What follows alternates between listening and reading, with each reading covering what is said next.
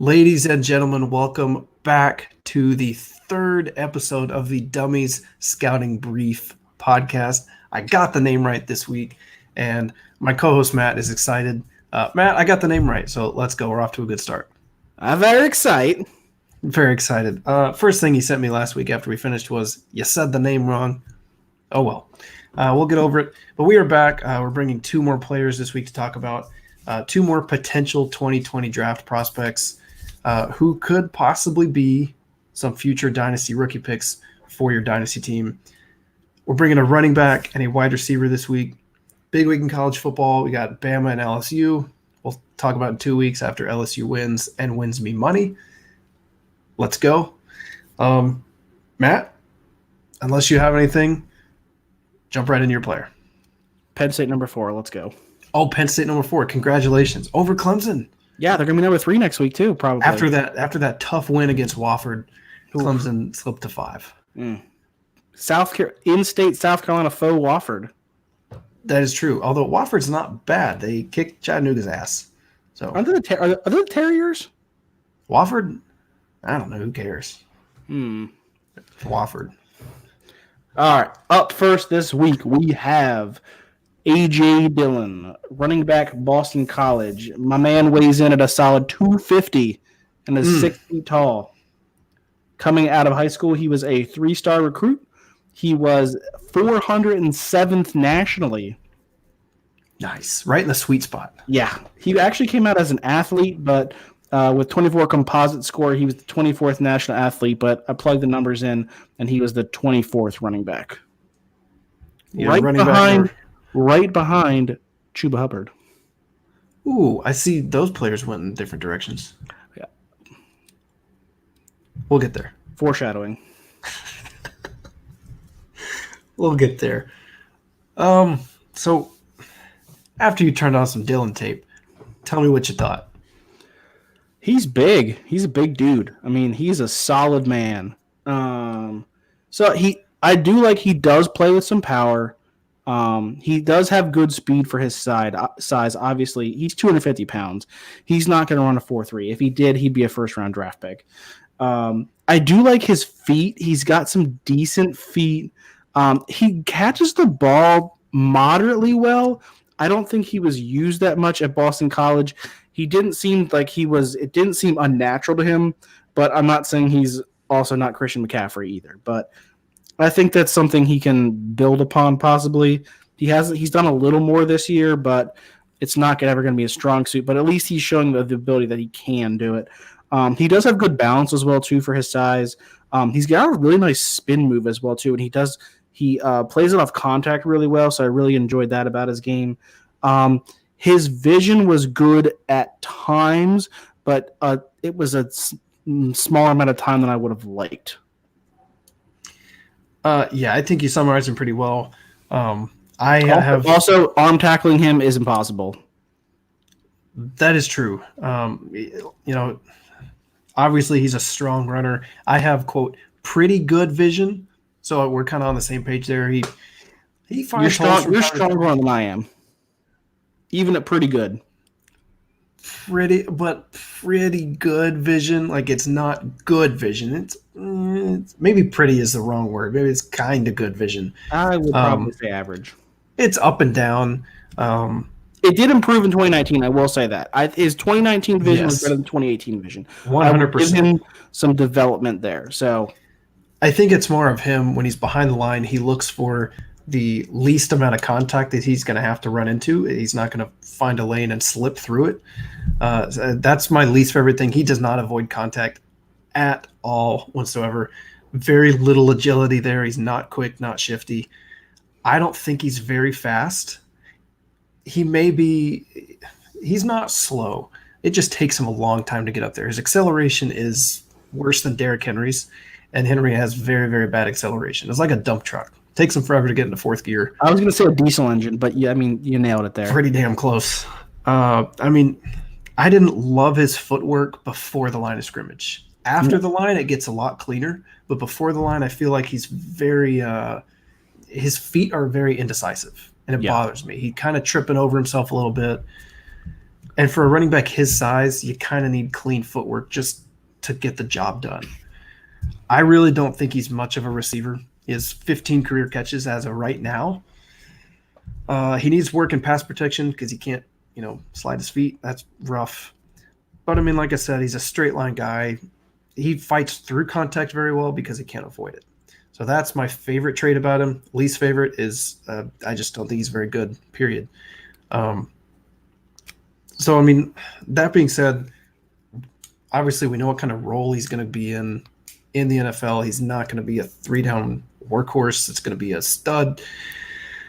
So, Matt, give me what kind of player is he going to resemble in his NFL career? So you're looking for a comp here? I didn't want to come out and say it, but yeah, I'm looking for a sexy comp. Oh, this one's going to be sexy. It's none other than my cousin, Deonta Foreman. Oh, see, I thought about Foreman, but then I was like, Foreman's more of a running back, not a middle linebacker.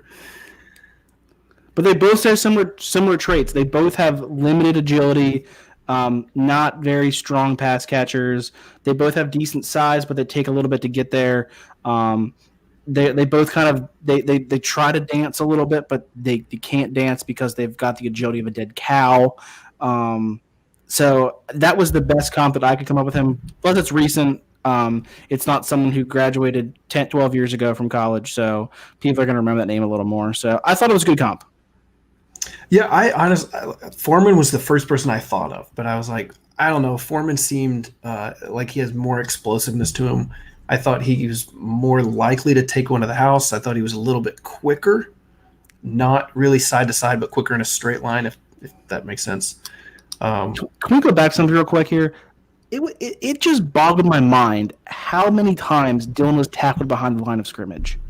Yes. I don't understand that. He must have been watching Andre Williams tape when he was just running into the back of the Boston College offensive line.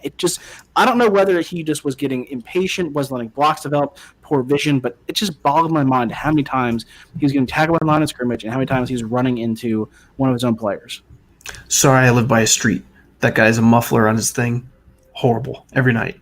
100% agree. For a big dude, for a straight line runner, you need to gain 4 yards every carry. 3.5 to 4 yards every single carry, and he just doesn't do that. I mean, I think it can be attributed to his footwork behind the line. I think when he gets the handoff, he needs to find his hole and get there. Yes, and I think more decisive, and he's not. Part of the problem was he was the offense at Boston College. That wasn't a strong offensive team. He was the guy. Everyone in the building knew he was getting the ball, especially when they were up. So I will give him that little caveat there that everyone knew he was getting the ball. He just wasn't. He was the offense. Yes, but I think that same point can be made for why he has so many yards over the past 3 seasons. Oh, for sure. I mean, he's got almost just feed him the ball. He's got almost 800 carries. Is it going to be a similar situation to our former friend Andre Williams?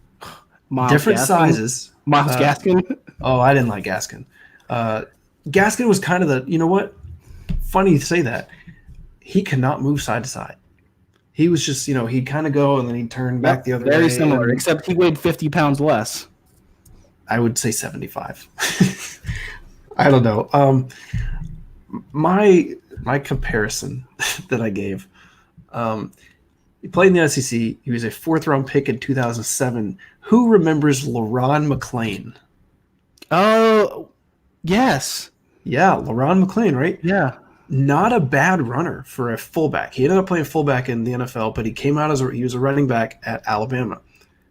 Not a bad runner, but obviously not shifty, but he was 6 feet, 260 pounds coming out of college, and he ran a 4.88 40. I don't think Dylan's. Who was the cat who went to USC who's there with Reggie Bush? Lendale White. Lendale White's not a bad one. Another good one there, too. I didn't think about that until you said the Ron McClain, but Lendale White. Lendale White, former Chris Johnson thud partner. Literally thud. Literally. Wow. Lendale White's a very good one. So I think, honestly, listeners here are understanding what kind of running back A.J. Dillon is. straight line, big. Obviously, he's 250 pounds. Wouldn't shock me if he plays middle linebacker in the NFL. But he can't move side to side, so he couldn't cover worth anything. Some might say plotter. Plotter is a generous term for Dylan. He's going to have close to 4,000 yards when he's all said and done. But he's playing at Boston College. He plays in the cold. They feed him the ball all the time. I believe he has close to 800 career carries, so it should be pushing 900. Yeah. Right? Yeah. That's a lot of tread on the tires. I don't know. I mean, where do you think he's taken in the NFL draft? 5th round. Okay, I think 5th round is a little steep. I had 7th - undrafted free agent. I just don't think teams are going to love him. But I could see a situation like I didn't think Benny Snell was going to be anything more than a 7th, and he was a 5th, right? I think so. So, I mean, sorry, honestly, sorry, Benny Snail. I said his name, I butchered it there. I don't know. I don't think Dylan has much of an NFL future. I think he's got fringe roster guy. In dynasty drafts, leave him till the 4th round, depending on situation, because running backs, you never know. I had mid-3rd. I think someone's going to like him. I think there's people out there who like Dylan. I think he's going to be one of those guys who people think that they see the yards. I mean, the guy's a compiler. If he lands in the right spot, he might be a something sometimes. Like he's never gonna be a guy that you're gonna be like, yes, I've got AJ Dillon in my lineup this week. AJ Dillon, baby. 14 carries, 38 yards. Whew, but maybe he gets 2 touchdowns. That's 2 touchdowns. That's what I'm saying. LaRon McClain, beautiful comp. I gotta go watch Lindell White because it's been a long time since I've seen that man play football. But I think they're gonna be pretty close in size. I remember in a redraft league in 2010, I passed on Chris Johnson in the 1st round because I was like, Lindell White's going to eat carries. And then Chris Johnson had 2,000 yards. That still haunts me. But regardless, I'm glad 12-year-old Riley made that decision. That was 12-year-old Riley. I'm surprised you know when I was born. Good friends. January 6, 1998. Okay, let's not read my birthday over the pot. I've also got a social security number if anybody's interested. Yeah, you're a banker. All right. So that's enough about me, and I think that's enough about Dylan. I'm going to move on to my player, who is a much better football player, even though they play different positions. Justin Jefferson, wide receiver of LSU. He is number 2. Yep. I was not expecting the kind of player. LSU receivers don't have a very good rap in the NFL. Before you get into this, let me give you his background here real quick, Riley. I was about to lead into it, but okay. Take it. 6'3", 192. My man, national ranking, number 2,164. Oh, baby. He was the 308th wide receiver. How did he get to LSU? They were the only other, them and Northwestern were the only Power 5 offers he had. And if you listen during your game film, his brother went to LSU, played defensive back there. That's the key. Up there. I didn't know that. So the background actually gives us some fun facts that I really wasn't expecting. 2,164. So Justin Jefferson, the LSU offense has been fun this year. They finally have a quarterback. First one since, Zach Mettenberger? A long time ago. Ooh, yeah, bad memories. Joe Burrow has done just a phenomenal job in this offense, and he's really found his guy in Justin Jefferson. So turning on his tape, first thing I notice, he's a dog as a run blocker. Oh, yeah, love that. Gets at it, dude. He's only weighs 192 pounds. I was not expecting that. Not at all. Give or take probably 5 pounds, because who knows with the listings on the college websites. I mean, the dude lines up at H-back sometimes. As he runs up in the wing T H-back spot. He is nasty as a run blocker. Flashes of Noah Brown as a blocker, okay? Flashes. Just wow. Jefferson, he fights through jams at the line because, again, he's a dog with his hands. Very, very strong. upper body for only being 192 pounds. He catches the ball away from his frame, which I love. He adjusts very, very well to poorly thrown balls. He's tough. He's willing to take hits over the middle, which I love. I think he has very good speed. He's very quick off the line. The one big aspect of his game that I really wanted to see more was his ability to really break off routes and separate via his route running. It's weird because when you watch an all 22 view, he wins a lot, but he wins with his explosiveness. He doesn't win with his routes, but he's not really a burner. So it's kind of weird. But he's fast, but he's not fast, but he doesn't run great routes. I want to see more, more variety of a route tree out of him. The LSU offense is weird. It's kind of it's some West Coast with a lot of verticals. It's, one or the other. There's a lot of stick, concepts where the inside slot guy runs a little option route where he curls in, outside slot guy runs an out, and the boundary receiver runs a 9 route. So it's a lot of, he runs a lot of slants over the middle. Very tough. He takes hits. I really liked what I saw. He is a football player. I've talked a lot. So Matt, give me some thoughts. I really liked his positional. He lines up all over the field. He was, like I said, he was in the wing T position. He was in the slot. It plays outside. I like that he was all over the field. I definitely agree with the run blocking. He was phenomenal at that. I thought he was good after the catch as well too. You saw him run some bubble screens sometimes. Always you want to see some wide receivers on that as well too. I thought he did a good job improvising after the play broke down. He always found ways to get open. Same thing with that is he did a good job beating zone as well too. I think he's definitely a better zone receiver than man to man. So that'd be interesting to see how that translates to the NFL. I thought his release was good, but I mean he's no DK Metcalf, but I mean it was good, but it wasn't great. True. Definitely agree there. Let's just jump straight into comps. I've got a couple negatives actually. Okay, good. So I thought at times he did an excellent job catching the ball away from his body, but there was a few times where he's catching the ball with his chest. I don't know whether that's just because that's what he was trying to do, but I saw a little more times than I wanted to. Also thought that I just had it written down in my notes here. Oh my gosh, I'm so sorry. His hands, he had a couple drops in the Florida game as well too from the Florida game. It's not something I saw a whole lot, but something that his hands he doesn't have mouse traps on his hands. I would say they're good, not great. I did notice that.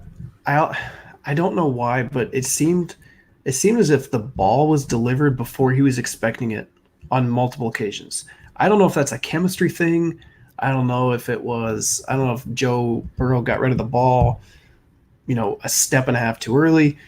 It just seemed like a couple times he wasn't expecting it, and then it, kind of, he let the ball absorb into his body. I don't know if that's why. I don't think it's a huge deal. No, it's me being overly critical, but just want to say he's not perfect. That's all. Yeah, he's not perfect. I gave a lot of positives because I think he's a good football player, but I think as a receiver, there's some room to grow there. Definitely before he makes an impact at the next level. But if you want a player, there's really no straight up one for one. I think he's going to be a lot like this player. I think he's going to produce this way. He's a little bit taller, but he kind of reminds me of Victor Cruz. That's giving me a weird look.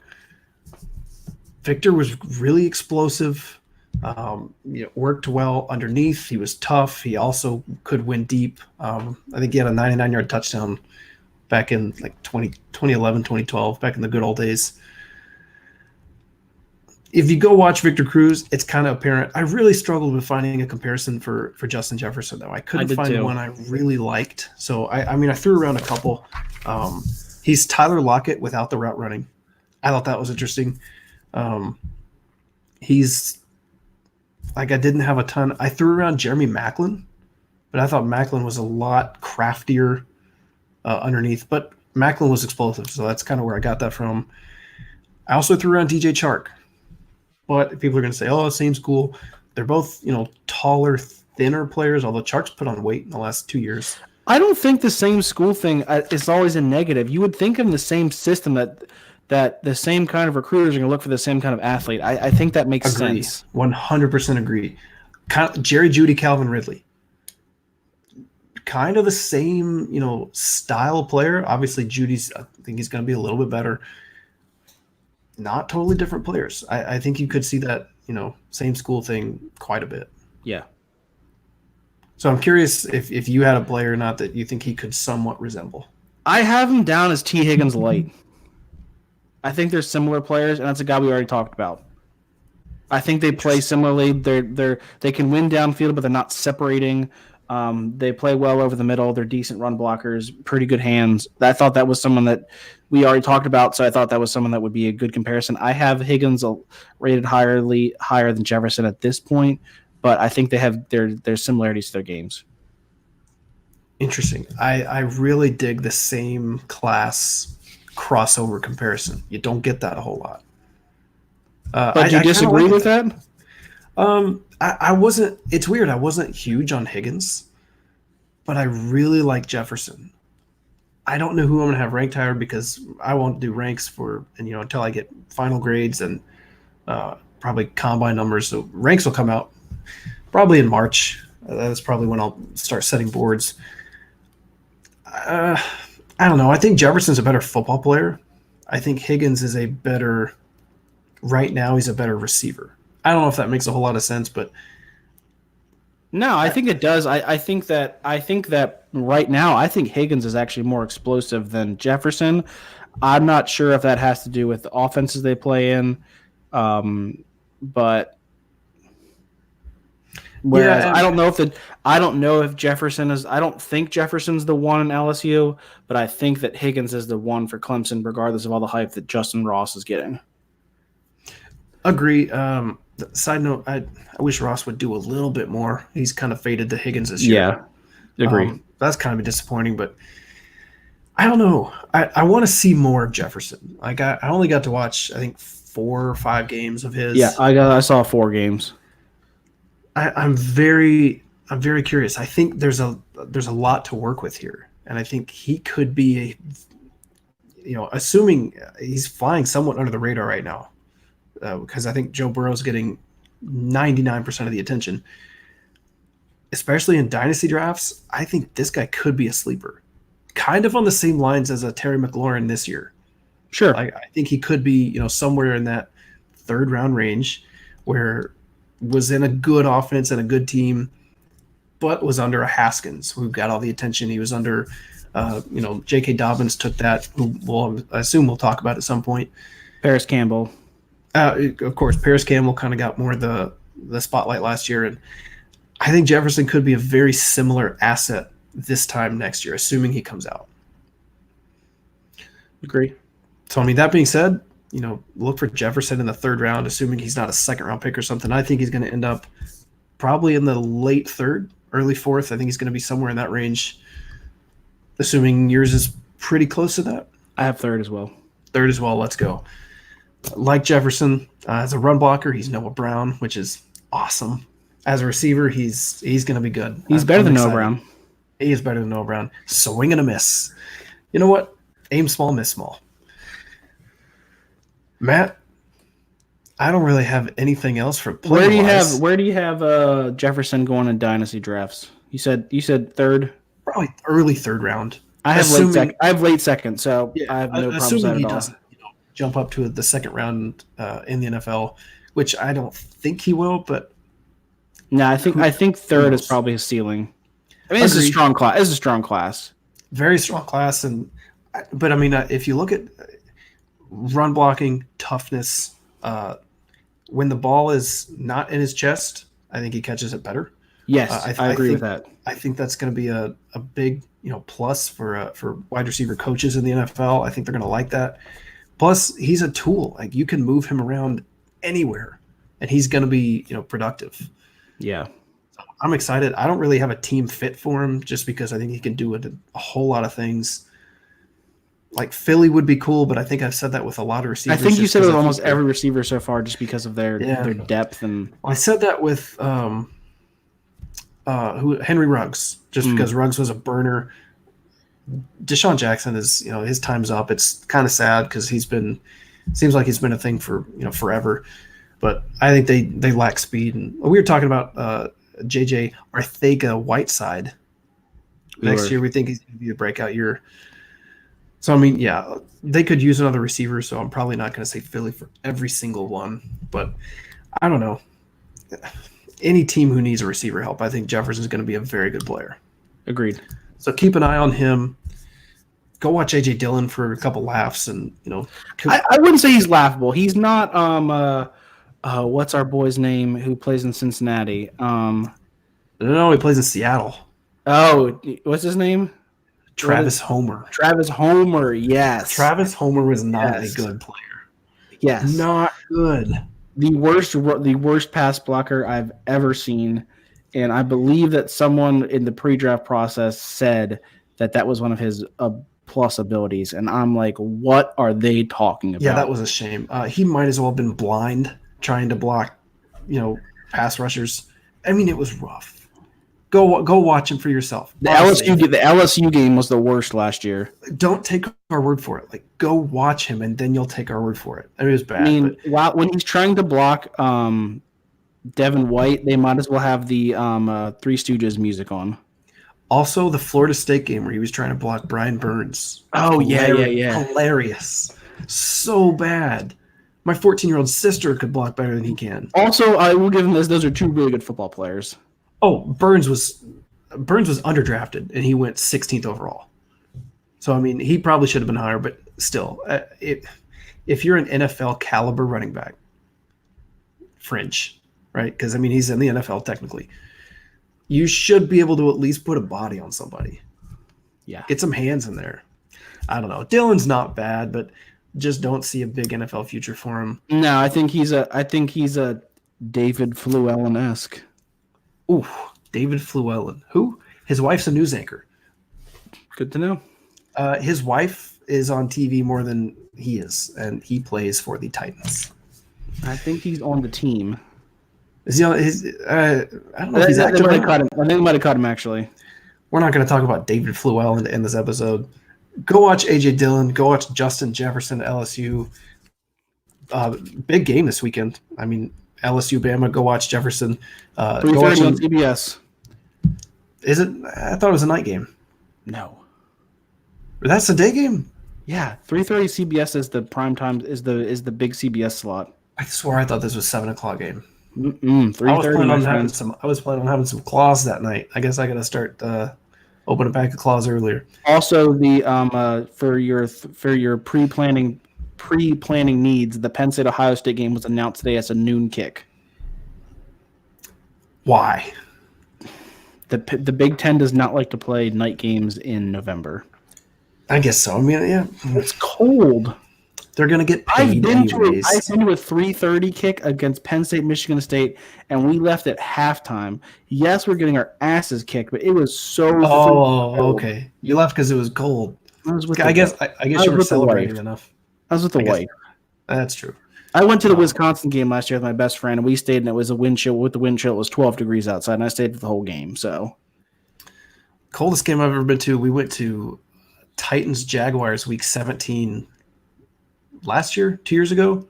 Wind chill was -4. Ooh, freezing. Also, Leonard Fournette can't run side to side, but dude can run in a straight line. And when it's -4, hard to tackle. Oh yeah. So, anyways, cold football games. David Fluellen. Who else do we talk about? Lindell White. Yeah. What a night of throwback college football. Go watch these guys. Let us know what you think. Let us know what you think about the pod. We're 3 episodes in of the Dummies Scouting Brief. Got the name right. You can follow the account on Twitter at Dummy Scout Brief. Got that right too. I know it's a little different. Let us know what you think. Hit us up on Twitter. I'm Riley. He's Matt. We will be back likely in 2 weeks to talk about 2 more potential 2020 draft prospects for your dynasty teams. Toodles.